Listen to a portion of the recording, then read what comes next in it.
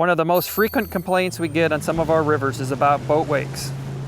On many of Idaho's rivers, motorboats are allowed and have a right to fish these waters just as much as everybody else. However, if you elect to fish from a motorboat, it's important to do it in a safe and respectful way. A guiding principle in the fishing community is the driver of a boat needs to think about the impact the wake of their boat will have on others. For example, anytime a wake can put somebody in danger, cause damage to a boat,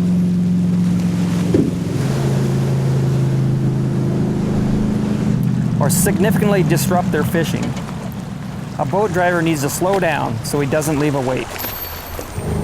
Even though boaters are responsible for minimizing their wake, there are places they must travel at higher speeds and just can't slow down.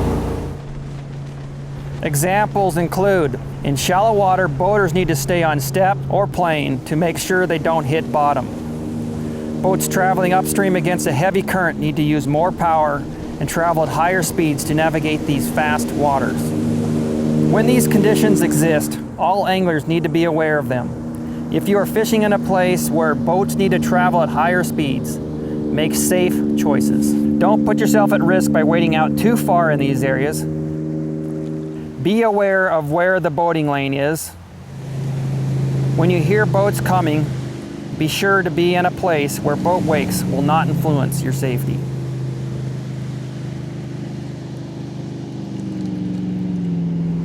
Even though everyone has the responsibility to make safe choices, a boater is expected to warn others when their wake might be dangerous.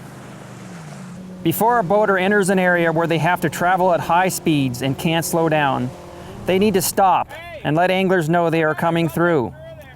Boaters can do this by honking their horns, waving or shouting to give others a chance to get out of the way.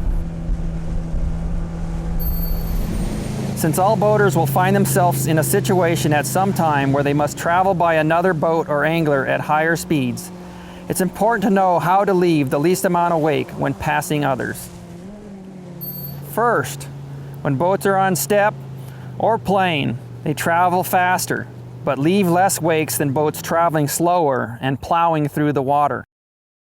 Secondly, an important factor for a boater to learn is how to throw the wake.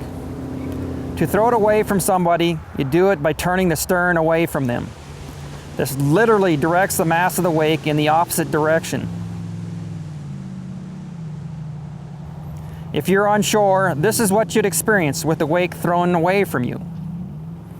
This is what you'd experience if the wake was thrown toward you.